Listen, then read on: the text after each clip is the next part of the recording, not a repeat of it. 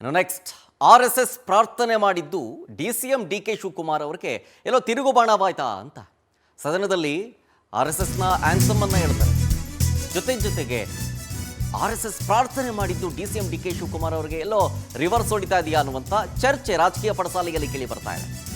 ಸದನದಲ್ಲಿ ನಮಸ್ತೆ ಸದಾವತ್ಸಲೆ ಮಾತೃಭೂಮಿ ಶ್ಲೋಕವನ್ನು ಹೇಳಿರ್ತಾರೆ. RSSನ ಆಂಥಮ್ ಇದು. ಈಗ ಕಾಂಗ್ರೆಸ್ನಲ್ಲೇ DKಶಿ ಹೇಳಿಕೆಗೆ ವಿರೋಧಗಳು ಶುರುವಾಗ್ತಾ ಇದ್ದಾವೆ. DKಶಿ ಏನು ಮಾಡಿದ್ರೂ ಸರಿ, ನಾವು ಹೇಳಿದ್ರೆ ತಪ್ಪು ರಾಜಣ್ಣ ಹೇಳ್ತಾ ಇರೋದು. ಭಾಷಣಗಳಲ್ಲಿ RSS ವಿರುದ್ಧ ಆಕ್ರೋಶವನ್ನ ಹೊರಹಾಕುವಂತ AICC ಅಧ್ಯಕ್ಷರು, RSS ಸಿದ್ಧಾಂತಕ್ಕೆ ವಿರುದ್ಧವಾಗಿರುವ CM ಸಿದ್ದರಾಮಯ್ಯನವರು, RSS ಅಂತಂತಂದ್ರೆ ಉರಿದು ಬೀಳುವ MLC BK ಹರಿಪ್ರಸಾದ್ ಅವರು, RSS ಬಗ್ಗೆ ವಿರೋಧ ಹೊಂದಿರುವಂತಹ ರಾಹುಲ್ ಗಾಂಧಿ ಅವರು, ಹಿಂಗೆ ಸಾಲು ಸಾಲು ದೊಡ್ಡ ನಾಯಕರಿದ್ದಾರೆ ಕಾಂಗ್ರೆಸ್ನಲ್ಲಿ.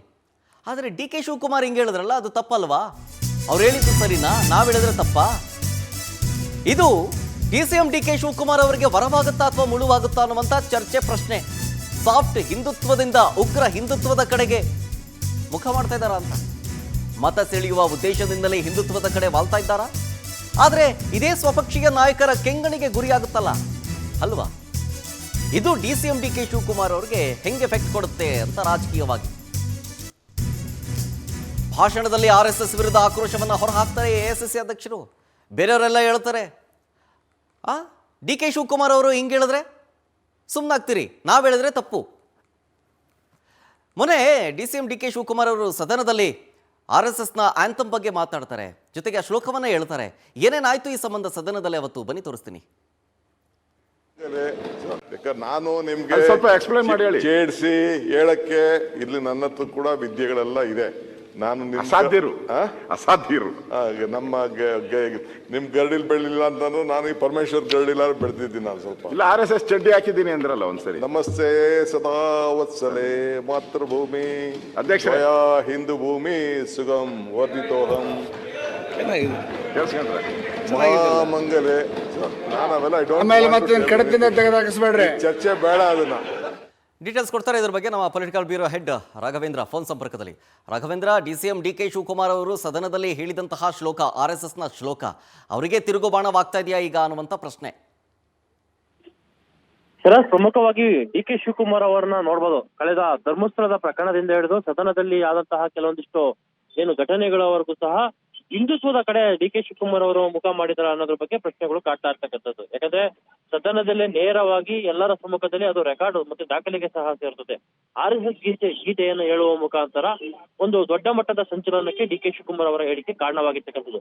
ಈಗ DK ಶಿವಕುಮಾರ್ ಅವರ ಹೇಳಿಕೆನೇ ಇದೀಗ ಅವ್ರಿಗೆ ಮುಳುವಾಗುತ್ತಾ ಅಥವಾ ಹೊರವಾಗುತ್ತಾ ಅನ್ನೋದ್ರ ಬಗ್ಗೆನೂ ಸಹ ಈಗ ರಾಜಕೀಯ ವಲಯದಲ್ಲಿ ಚರ್ಚೆ ಆಗ್ತಾ ಇರ್ತಕ್ಕಂಥದ್ದು. ಯಾಕಂದ್ರೆ DK ಶಿವಕುಮಾರ್ ಅವರು RSS ಸ್ಲೋಗನ್ ಅನ್ನು ಹೇಳಿರೋದ್ರಿಂದ ಕೆಲವೊಂದಿಷ್ಟು ಕಾಂಗ್ರೆಸ್ ನಾಯಕರು ಅದರಲ್ಲೂ DK ಶಿವಕುಮಾರ್ ಅವರ ವಿರೋಧಿ ಬಣ ಅಂತ ಹೆಂಗ್ ಗುರುತಿಸ್ಕೊಂಡಿದೆ, ಅವರು ಇದೀಗ DK ಶಿವಕುಮಾರ್ ಅನ್ನು ಅಣಿಯೋದಕ್ಕೆ ಈ ಒಂದು ಇದನ್ನೇ ಇಟ್ಕೊಂಡು ಇದೀಗ ಮುಂದಾಗಿರ್ತಕ್ಕಂಥದ್ದು. ಇದಕ್ಕೆ ಸಂಬಂಧಪಟ್ಟಂತೆ ಈಗಾಗಲೇ ವಾಗ್ದಾಳಿಯನ್ನು ಸಹ ನಡೆಸ್ತಾ ಇರ್ತಕ್ಕಂಥ. ಯಾಕಂದ್ರೆ ಸಿದ್ದರಾಮಯ್ಯನವರು RSSನ ವಿರುದ್ಧ, BK ಹರಿಪ್ರಸಾದ್ ಅವರು RSS ಕಂಡ್ರೆ ಉಡಿ ಮಾಡ್ತಾರೆ. ಜೊತೆಗೆ ರಾಹುಲ್ ಗಾಂಧಿ ಅವರು RSSನ ತತ್ವ ಸಿದ್ಧಾಂತಗಳಿಗೆ ವಿರುದ್ಧವಾಗಿರ್ತಕ್ಕಂಥವ್ರು. ಇಂತಹ ಸಂದರ್ಭದಲ್ಲಿ ಒಬ್ಬರು KPCC ಅಧ್ಯಕ್ಷರು RSS ಗೀತೆಯನ್ನ ಆಡುವುದು ಎಷ್ಟರ ಮಟ್ಟಿಗೆ ಸರಿ ಅನ್ನೋ ಬಗ್ಗೆನೂ ಸಹ ಪ್ರಶ್ನೆಯನ್ನ ಮಾಡ್ತಾ ಇದ್ದಾರೆ. ಹಾಗಾದ್ರೆ ನಾವೇನನ್ನ ಮಾಡಿದ್ರೆ ತಪ್ಪು, DK ಶಿವಕುಮಾರ್ ಏನೇ ಮಾಡಿದ್ರು ಸರಿನಾ ಅನ್ನೋದ್ರ ಬಗ್ಗೆನೂ ಸಹ ಚರ್ಚೆಗಳು ನಡೀತದೆ. ಆದ್ರೆ DK ಶಿವಕುಮಾರ್ ಅವರು ಮಾಡಿರ್ತಕ್ಕಂಥದ್ದು ಕೆಲವೊಂದಿಷ್ಟು ತಂತ್ರಗಾರಿಕೆ ಅಂತಾನೂ ಸಹ DK ಅವರ ಆಪ್ತ ಬಣ ಹೇಳಿಕೆ ಕೊಡ್ತಾ ಇರ್ತಕ್ಕಂಥದ್ದು. ಯಾಕಂದ್ರೆ ಏನು ಕಾಂಗ್ರೆಸ್ ಒಂದು ಸಮುದಾಯದ ಪರ ಇದೆ ಅನ್ನೋದನ್ನ ಗುರುತಿಸ್ಕೊಂಡಿದೆ, ಅದರಿಂದ ಹೊರಗಡೆ ಬರ್ಬೇಕು. ಜೊತೆಗೆ ಬಿಜೆಪಿಯ ಹಿಂದುತ್ವ ಮತಗಳು ಏನಿದಾವೆ ಅದನ್ನ ತಮ್ಮತ್ತ ಸೆಳಿಬೇಕು ಅನ್ನೋ ನಿಟ್ಟಿನಲ್ಲಿ KPCC ಅಧ್ಯಕ್ಷರು ಒಂದು ತಂತ್ರಗಾರಿಕೆಯನ್ನ ಮಾಡಿರ್ತಾರೆ ಅಂತ ಸಹ ಹೇಳಲಾಗೈತೆ. ಅದಕ್ಕೆ ಸಂಬಂಧಪಟ್ಟಂತೆ ಈ ಒಂದು ತಂತ್ರಗಾರಿಕೆಯನ್ನ ಈ ಒಂದು ಬಾಣವನ್ನ DK ಶಿವಕುಮಾರ್ ಅವರು ಬಿಟ್ಟಿದ್ದಾರೆ ಅಂತ ಸಹ ಹೇಳಲಾಗೈತೆ. Okay, thank you Raghavendra ಡೀಟೇಲ್ಸ್ಗಾಗಿ.